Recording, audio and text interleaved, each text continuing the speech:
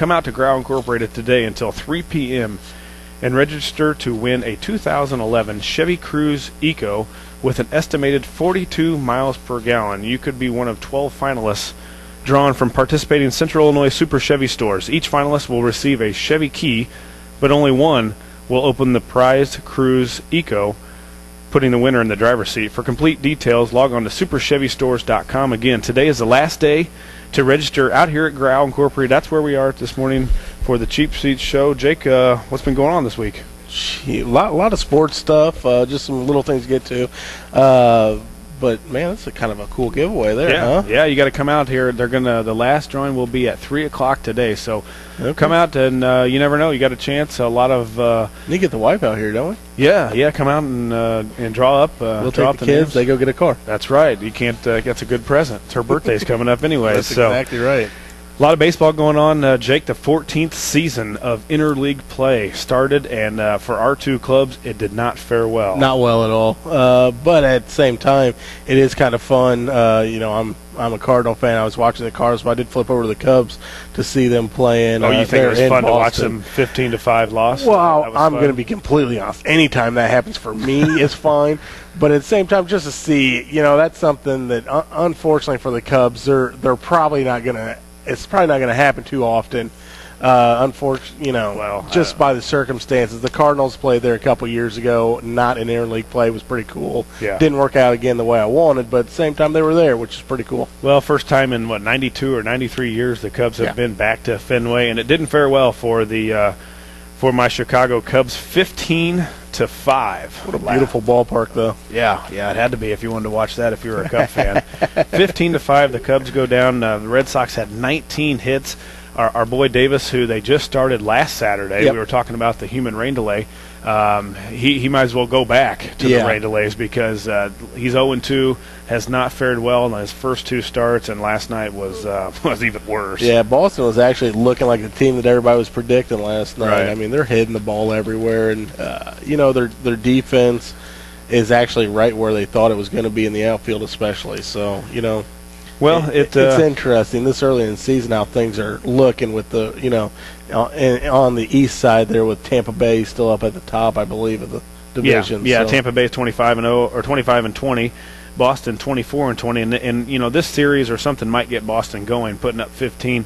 I've always said this though: a team that puts up a huge amount of runs in baseball, you're thinking 10, you're thinking 12. Yep. I've always said the next game they won't score more than 2 or 3. It happens all the time. You see it every time I see it. Well, maybe I watch the Cubs too often, but today hopefully the Cubs can get back on board. Last night the Royals were victorious 3-0 over the Cardinals, and it's surprising to me that the Cardinals didn't score because you've got some of the hottest hitters in baseball with Berkman and Holiday, and couldn't scratch anything together. Well, they're actually having some piddly little injuries going on right now. Berkman's actually sitting out. I don't even know if he'll be back in there yet today, but Holiday got back in the game yesterday, and to be honest, looked like he might be suffering a little bit.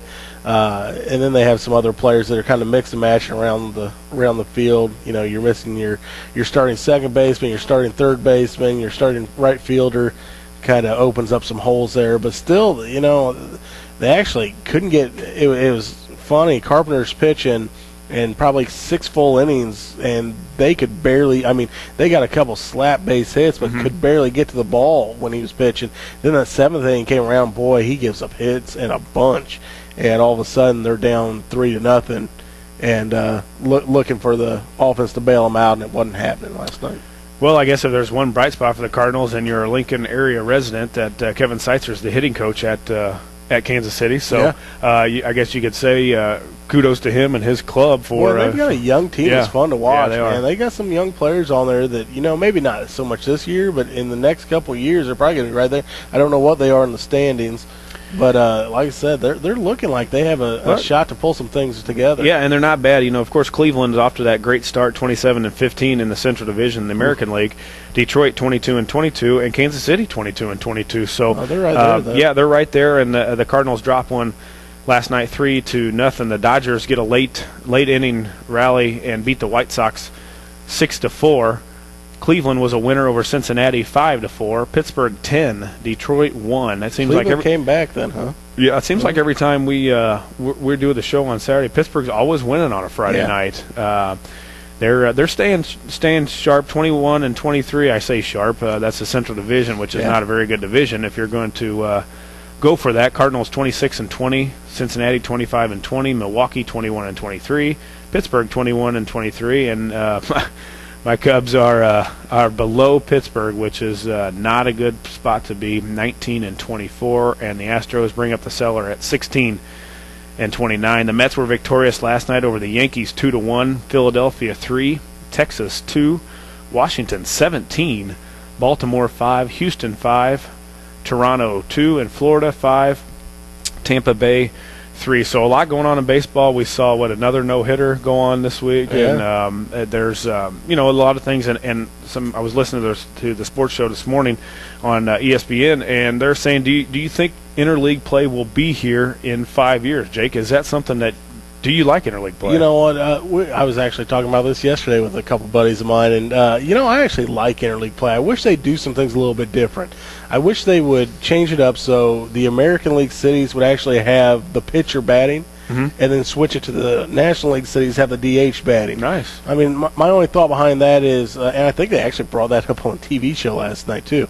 The only thought behind that is you're going to give different cities things to root for that they haven't seen. Sure. In St. Louis, it'd be kind of cool to watch, one of your young guys come off the bench and be able to still be in the game and not have to worry about the pitcher. Maybe La Russa doesn't make quite as many changes in the game, which would be kind of, that would change everything in this world. Yeah, that's a good idea. A good thought, something that you can maybe email the commissioner and see if you can get that done. I guarantee he's gotten that, but but no, I mean, there's some other things there too. It is, like I said, it is kind of fun, honestly, to watch Chicago go play there at Fenway. Sure. I like that. Seeing St. Louis maybe going to New York is fun. Things like that, I really like seeing that. Cardinals against the Royals kind of wears me down. Cubs against White Sox. I'm not a Cub fan, but at the same time, I really like baseball. Right. And that kind of wears me down, too. I'd kind of like to see some other things happen there. But, as a whole, I really do enjoy seeing them play the other divisions in baseball. Yeah, I do too. And I think I really, I guess I'm not going to disagree with you, but I like the inner city, like for instance the Cubs playing the White Sox, or not necessarily Cardinals playing the Royals, but the Mets playing the Yankees or in those heated rivalries where it'd be the South Side versus the North Side, or and they kind of clash together in one stadium, and you've got one side Cubs is the blue, and then the black and white are on one side. I like the competition that goes on with interleague play. The two guys that I was listening to this morning don't think it'll be there. They're not seeing maybe the attendance or whatever goes into all those things, but they, Mari and Mel or whatever his name is, on early mornings on Saturdays, do not think that the interleague will stay. To be honest, I don't see how it cannot. I mean, you look around baseball, the numbers are up, way up. I mean, you look at Kansas City last night; that stadium was full. You look at Boston; Boston's always full. Yeah. But you can go to Chicago and you can bring half the teams from the American League in there, and it's going to be sold out. Just because of the city, and they really like to run out for the Cubs, and the same thing with the Cardinals. Whenever we're playing any team from the American League, it's full. Sure. So I don't see the numbers not being there. I mean, maybe out in Colorado, maybe in Texas, but even in Texas, I mean, you would think that they'd want to see whoever's coming to town, the Mets, or if it happens to be, I guess if it's Pittsburgh or something like that, you wouldn't want to see them. Sure. Yeah, you've got to hit those big areas, or at least teams that are good are going to bring definitely the fans. Yeah, they're still going to draw, so I don't see where the fall off there would be. But for me, it's fun to watch.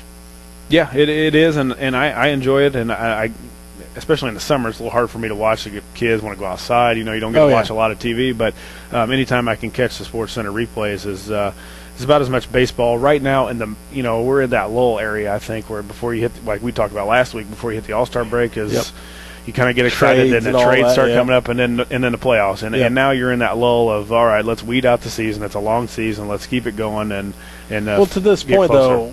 though, for your team, what do you think is the biggest surprise to this point, or surprising player even? Well, surprising player for me is Darwin Barney. He's leading, I think, rookies in hitting at 330 or 340, something like that. Really been consistent all year.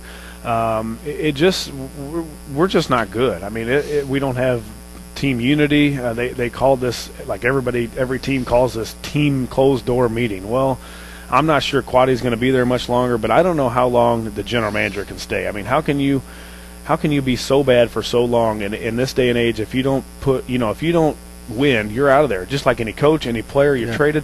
This guy Hendry, he's been here for I don't know how many years. Since about 2002. It seems like been there for 10, 15 years, and he continually loses. And we're spending money like crazy. And I'm not saying he doesn't go get good players, but he spends money like crazy, and we still don't win. There's got to be something changing there. So, that they'll be just like last night. They'll be bad 15-5, and they'll come back and win. Win today. They're really inconsistent. They're not hitting for power, and that's been a Cubs where they usually hit a lot of home runs. Maybe it's just single home runs, but we're just not scoring, and there's just not a lot of bright spots for my Cubbies right now. Well, and I think before the season started, they bypassed on Ryan Sandberg, and boy, that really, it actually really put the focus on their general manager, saying, "Hey, what if we don't win now? You gave up on one of our kids. That's our son there, know."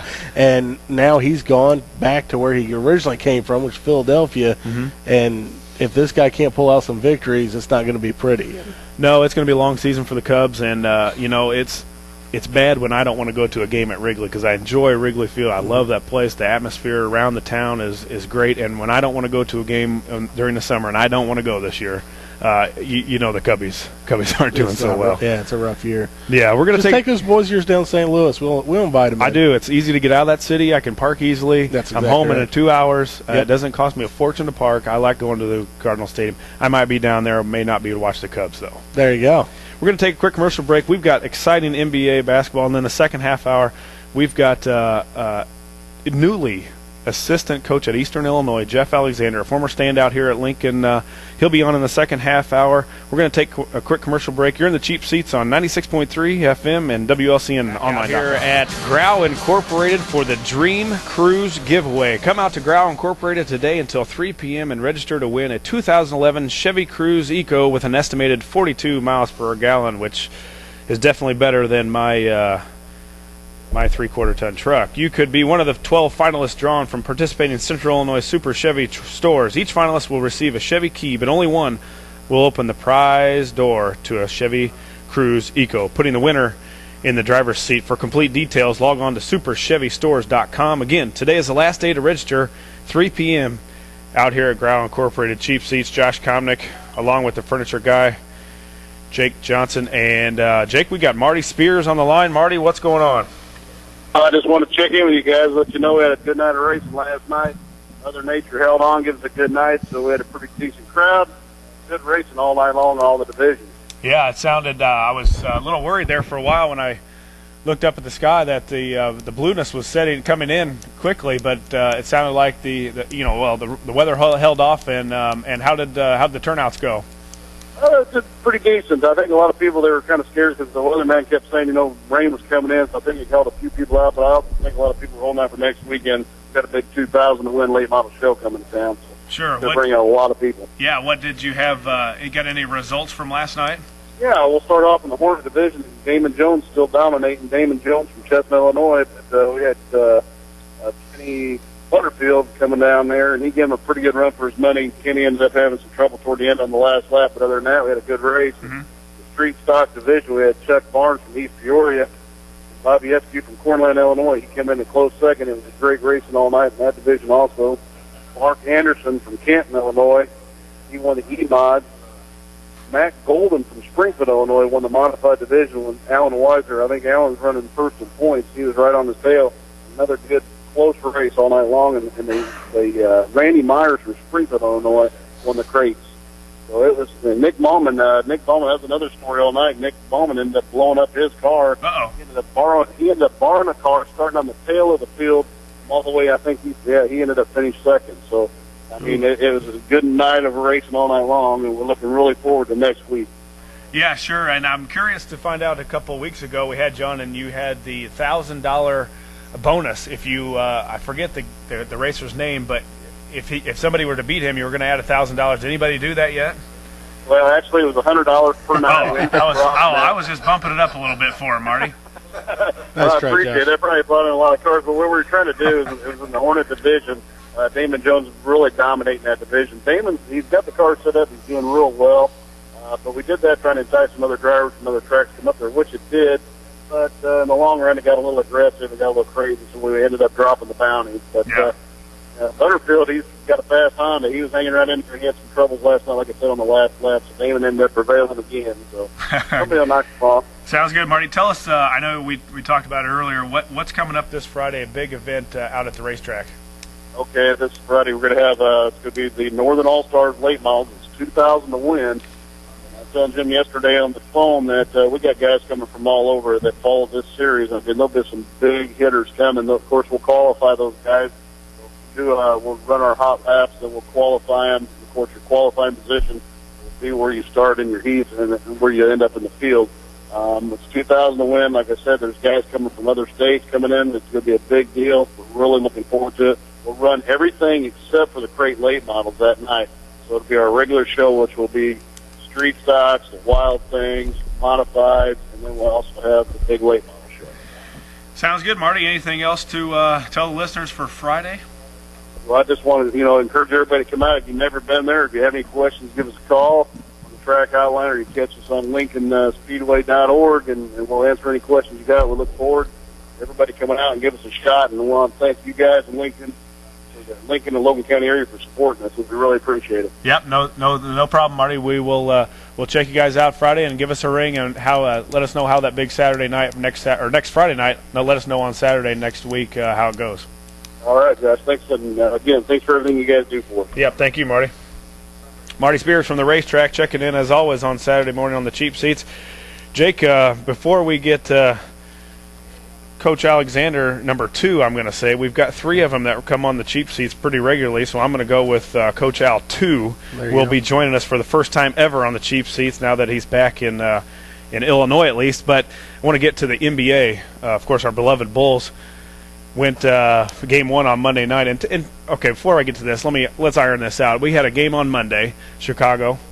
Tuesday were the Dallas Mavericks. Correct. Wednesday, back to Bulls and the Heat. Yep. Thursday, the Mavericks play. Okay, so the Bulls have Thursday, Friday, Saturday off. The Dallas Mavericks have Friday, and now they play today. Yeah, I don't get it. What? I don't understand that. Yeah. Travel, you can get to Miami pretty quickly on a plane. Oh, they use planes. Yeah, it's not drive. We're not having the charter bus. I thought the railroad was out. So. Well, we're working on that high speed, but okay. I'm not sure why the Mavericks are playing before the Bulls, unless this is all set up previously before the series even starts. And no matter if the Bulls before their previous series goes 4 games and the Mavericks go or 7 or Thunder go 7, it doesn't matter what that is. They're throwing them right into what we already had set up. So the Bulls don't play till Sunday. Right. Sunday game have the biggest matchups, obviously, Chicago and Chicago and Miami. Biggest markets, yeah. Biggest market. Right. Well, not only that, but West Coast teams will probably, or West Coast fans will also watch Bulls Heat over. Sure. I would guess that would have to be it, man. I mean, it's all about ratings. That's the only thing I can think of. It's got to be ratings and money and something. But the Bulls win on Monday night, 103-82, really convincing fashion. It really looked like they dominated. I was really excited about the upcoming on the game on Wednesday. They held James and Bosch and Wade pretty much in check.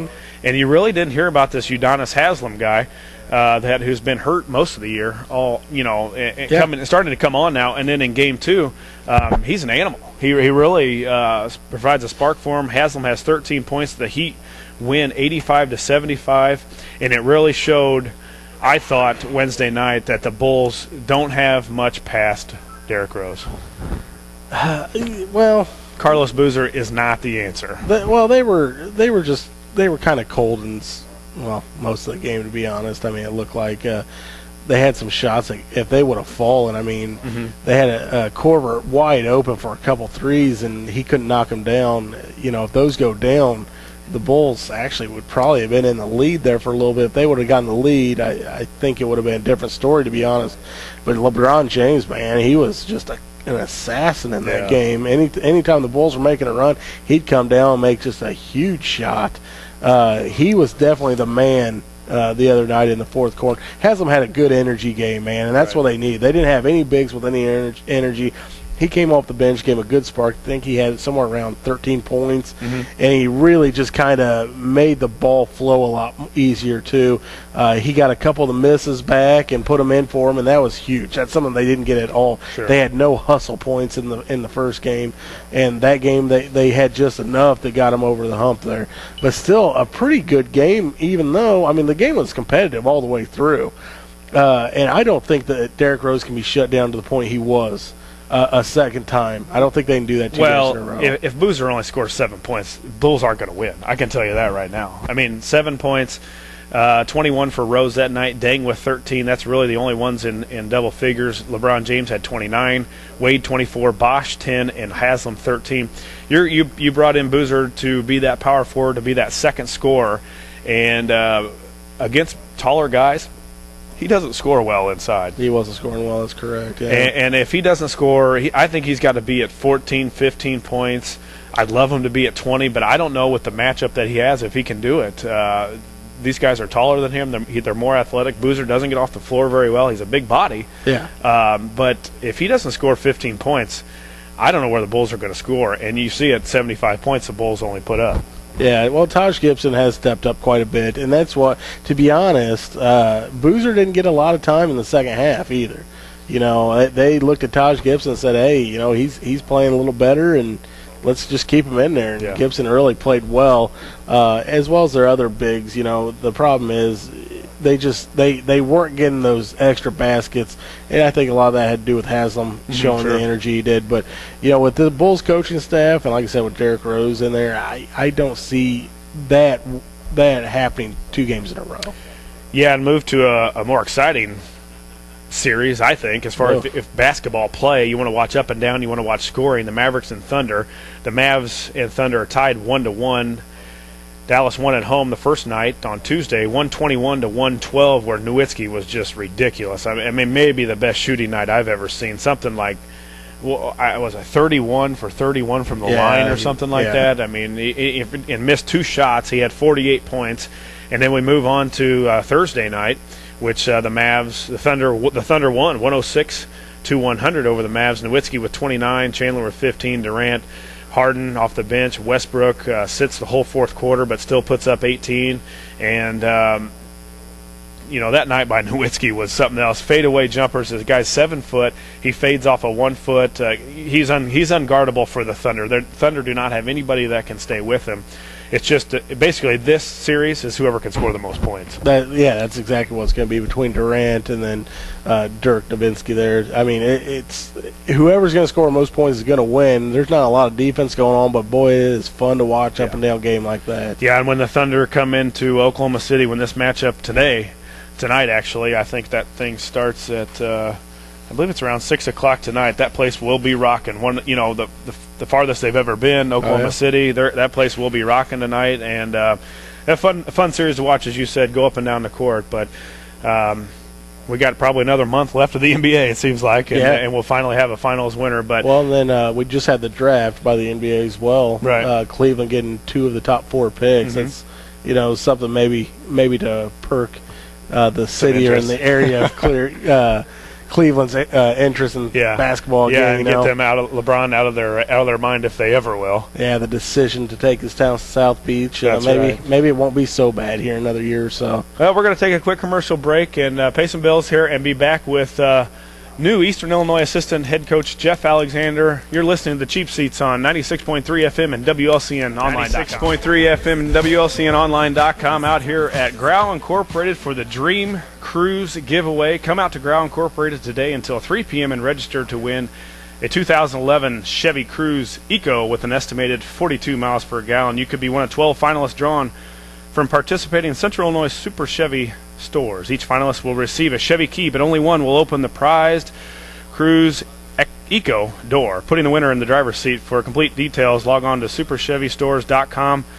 Again, today is the last day, 3 o'clock to register at Grau Incorporated. Josh Komnick, along with the furniture guy, Jake Johnston, a graduate of 1995, and I've got a graduate of 1995 LCHS sitting to my right. School record holder still for most free throws attempted in a career at 611 from 91 to 95.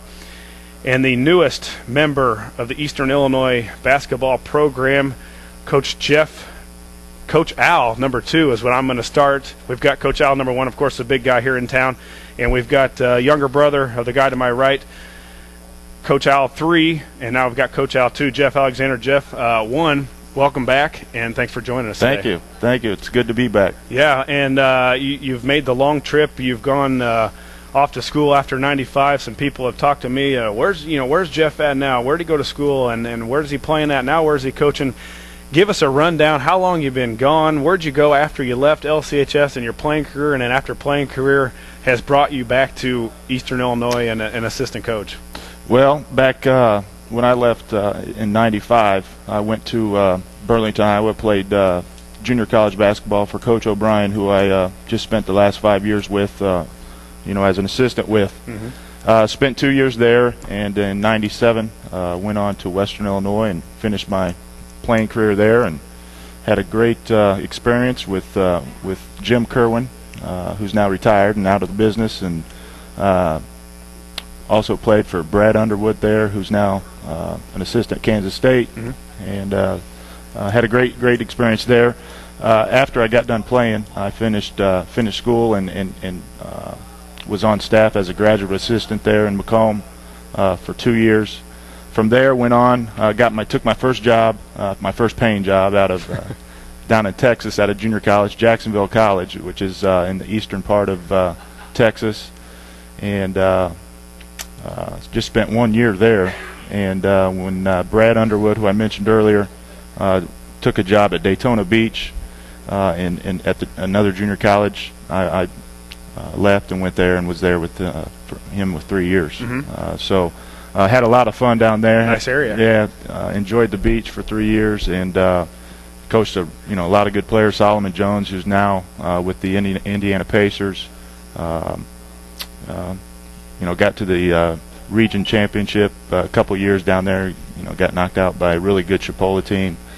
From there, I spent the last 5 years out in Idaho, so a completely different landscape, different experience, and now I'm back. Yeah, and you were out at Idaho State with a guy that's known around Lincoln and Logan County, former Coach O'Brien that used to be at Lincoln College, and I know a friend that your family has been friends with for a long time, and talk about Idaho State and how it is so much different from here, and what town is it in, and how did you get along out there? Well, Idaho State is it's in Pocatello, Idaho, a town that about 60,000, so a good sized community, very good people out there.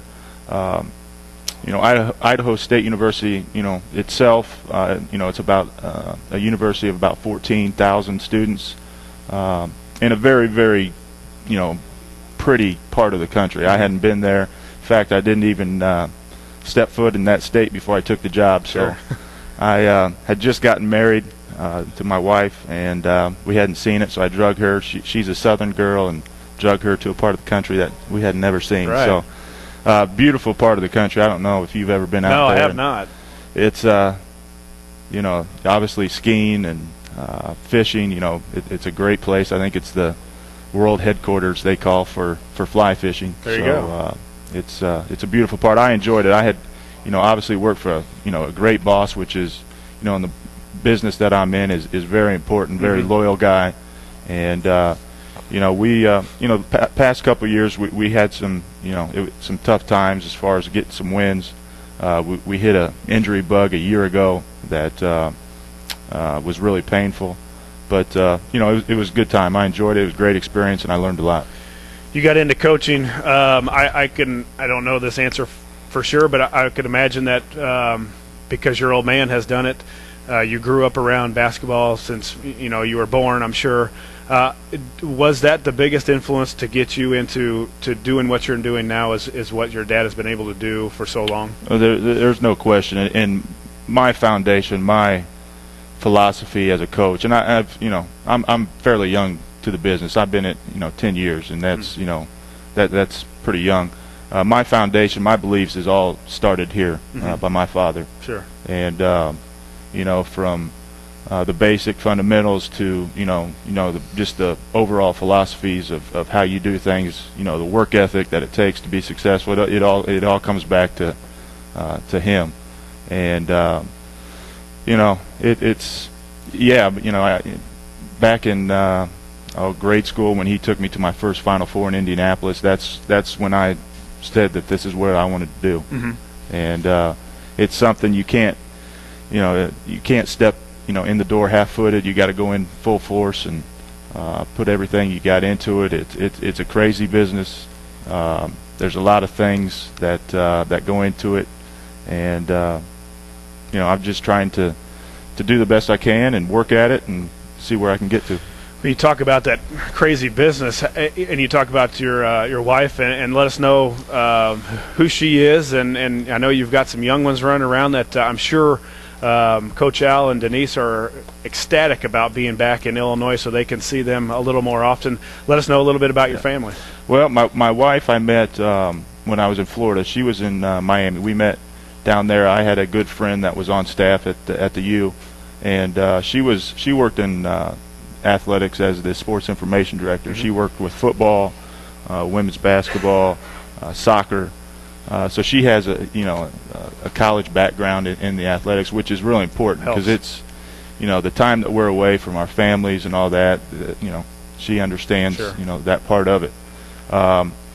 But she actually she's got a national championship ring back when they beat Ohio State in the. So she's got a leg up on you. Yeah, she's got a leg up. She's got more bling than you do. She does. She definitely does. But we have two young girls. Braylon is our oldest. She's a 2-year-old, and Kinley is 8 months. So she's running wild around the house right now, and probably driving mom and dad crazy already. You're coming back over to Eastern Illinois to be a coach. What's bringing you back to here? I mean, is it location? Are you coming back to see the family and whatnot, or I mean, obviously the job as well, but I mean, right. What's all going into that? Well, I wanted to get back to my roots, and if you're going to progress in this business, you have to be able to recruit. You have to be able to get a hold of players. At Idaho State, that's the big downfall of that job. The access of having the ability to get to players. I mean, I can't tell you how many times I was on an airplane just to go see a player. That we were recruiting and all that. They just the state is not. I think in the past 10 years they've produced maybe 8 or 9 Division I players. Wow. So the access and the ability to get to players. I'm a Midwestern guy. You kind of get tagged, from where you're from, where you can get to with your ability to go get those type of players. And I had to get back to here, to my roots, where I can start digging in. Now, I was telling Josh earlier, my focus at Eastern Illinois will be a national junior college recruiter. That's kind of out there. We signed 19 junior college guys in the 5 years I was there. And that's just... again, we had to do that. That was kind of our groove, and having to find the right guys that gave us a chance to win games out there. So that's kind of where I am, and I spent obviously some time in Texas, some time in Florida. I played at in Iowa and a great region there as far as junior college ball. I've gotten to know a lot of people across the country. So well, you've coached at the junior college level. You've played there.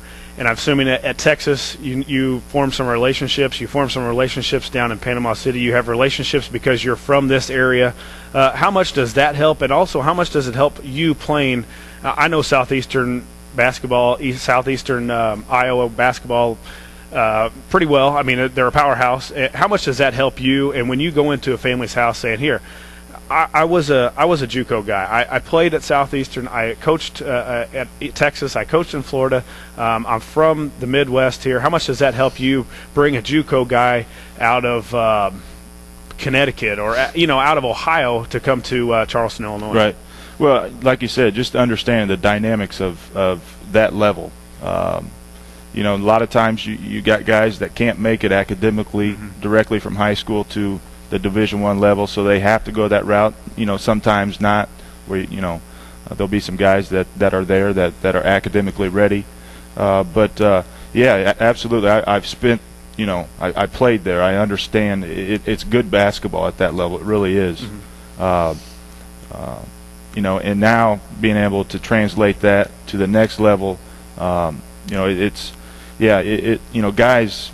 The junior college level. There's guys from everywhere. That have to find their niche and get to that program that they need to basically take a step to where they're eventually trying to get to. Yeah, and they travel from everywhere. I know when I was at John A. Logan, there were guys on the basketball team from all over the country, and they're just trying to find out. I know Southern Illinois is a hotbed for junior college. You've got John A. Logan and there's a ton of colleges, junior colleges down there. So there's no doubt you've got a good area and may not have to hit a plane at least once every week to go look at those guys. We're going to take a quick commercial break.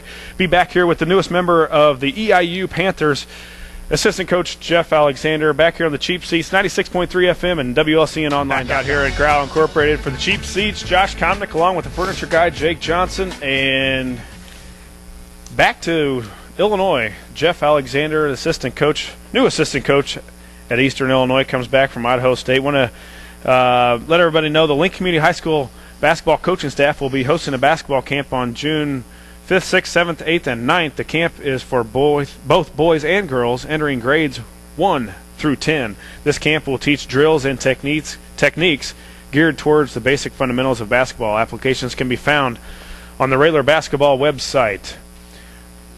Also, the LCHS basketball staff will hold an offensive basketball school for 13 days beginning on June 13th with the main focus on the fundamental offensive skills. The camp is for both boys and girls going into 3rd grade and older. If you have any questions about the camp, call Coach Alexander at 217-314-9192. I know I attended. I know the furniture guy attended. I'm sure Geoff attended. I don't think he had any choice in attending. A great camp, a lot of good coaches out there. Of course, Coach Neil Alexander, Coach Greg Alexander, Coach Ewald, all the guys that are on the staff, and he usually brings in a couple more good coaches from around the area that will help hone your skills to ultimately become that basketball player that you want to be, that can play in college like Geoff did, or become the all-time school record for free throws attempted in a career, 611. Geoff, back to let's talk a little bit about Eastern. You've talked about your job, what your kind of role is going to be at Eastern as being that JUCO guy. But did you know the staff coming in? Did you know the head coach over at Eastern Illinois knowing, or is this in the coaching circle that it flashes out on an email that says EIU has an opening, or did they call you directly? Well, I've known Mike for a while now, and I just started this week and kind of getting to know the ins and outs of how he does things, and knowing him, from being out on the road and. From that standpoint, now being in the inside, he's a guy that's very, very sharp, and I'm looking forward to, getting to learn some things from him and how he does it. And so yes, I did know them. Chad Altadonna is the associate head coach over there. He played at Illinois State, was an assistant there. Actually coached Twiggs or Greg. And then the other guy, Baron Thelman, I did not know him coming in. He's just been there. This is his end of his first year. He came in from DePaul, so I didn't know him. But it's weird how it works. You have to get jobs a lot of the times. You have to know before the job opens to have a shot. There's so many guys. I think Mike had told me. That job was actually open 3 days that they had posted it. There was 156 applicants, and there's just guys. There's guys all over that are trying to get in. Sure. Coming into Easter, we talked a little bit about the rules, that there's so many rules in recruiting for you guys, basketball, when you can go see them. Now, you're a JUCO guy.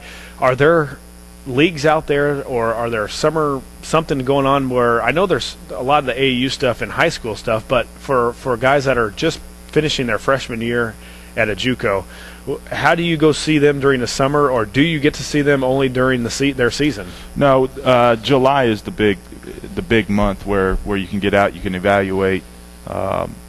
So that's a chance. There's camps or something in St. Louis, in Las Vegas, in Atlanta, all these places throughout the month of July that we'll get to, where you can see a mass number of guys from all different parts of the country at that level. So I'll be at all those and get a chance to kind of start working on our 2012 class that we'll have to sign probably 4 guys with. Give us the state of EIU basketball, the little that you have been to Charleston so far. I think you just started on Wednesday. I talked to you while you were, I think, on your way here, driving and making that long trip from Idaho back to Illinois. But from what you've figured out, give us the state of EIU basketball, and is it a program that's on the upswing? Are you already upswing, or are you trying to, obviously you're trying to get better, but give us the state of EIU basketball right now. Well, this past year, they won 9 games, which obviously they've got a pretty sour taste in their mouth from that. They did get hit with some injuries that to certain guys that made it tough for them, and for instance, they've got a guy, currently they're waiting on an appeal to the NCAA.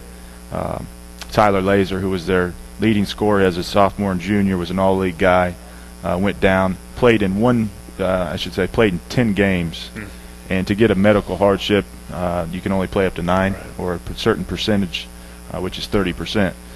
So they're waiting on an appeal for that to try to get him his 5th year. So to make a long story short, they had some issues. I think they were picked fairly high last year as far as preseason and expectations and all that. So a year prior to that, they won 19 games, which was the most wins since I think 2001. So there has been good progress from Coach Miller and them, and I think we're excited about the guys that we have in place for this upcoming season, and we've got an all-league guard back, Jeremy Granger, who's very talented, a very good scorer that can play some a couple guard spots.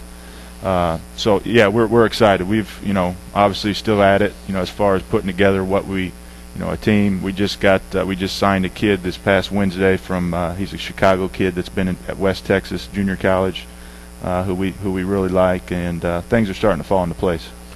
So new to the area, hasn't even got a home in Charleston or the Mattoon area, so I'm sure you've got to head over today and start finding some homes, or at least at the start of the week, to get your family settled into the area. And real quick, we've got a 2-time national champion right here in Lincoln at Lincoln College. I'm sure you'll be hitting up Coach Whiteman quite a bit for some of his talented guys also. No, there's no question, and Kirk has done an outstanding job, and I've been back here and watched him in the national tournament the last 2 years, and he does it right. He's gotten his guys to buy into what he's trying to do as far as a program standpoint. Obviously, getting talent and players in place that can help him get those, the wins and what he's done. But Kirk's a great guy and does it the right way. Geoff, we want to thanks for stopping by. I know you got a busy week coming up, at least. Probably for the next couple of years, or maybe longer now that you're in the area. And I want to get your family settled in, and letting those grandkids play with Coach Al #1.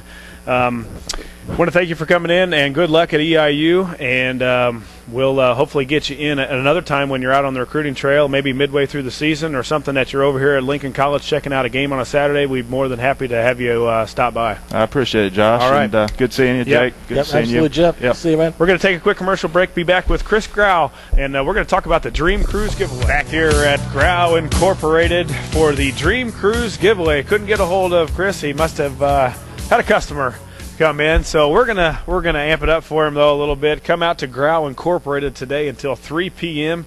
and register to win a 2011 Chevy Cruze Eco with an estimated 42 miles per gallon. You could be one of the 12 finalists drawn from participating Central Illinois Super Chevy stores. Each finalist will receive a Chevy key, but only one will open the prize door to a Cruze Eco, putting the winner in the driver's seats. For complete details, log on to superchevystores.com. Again, today is the last day to register at Grau Incorporated until 3 p.m. for that Chevy Eco Cruze. And also, if you don't, after you've drawn for that, there's a beautiful Camaro that Jake was wanting to take out and asked Marty if he could take out to the track. Yeah, I think try Marty that can call baby back out. in, let us know if I can take some hot laps. You could be the pace car. Yeah, that you send a pace all day. That's what it is, baby. Preakness today, too. Jake, Animal Kingdom was, I think, some ridiculous odds and wins the Derby, and now he's the favorite to win the Preakness. So a lot of sports things going on the high school track. That's not a good bet. No. I'm just throwing that out. Just throwing it out there. All you bettors, take it from Jake. Not a good one today. But we want to wrap it up here out at Grau Incorporated. We want to thank Grau Incorporated for having us out here.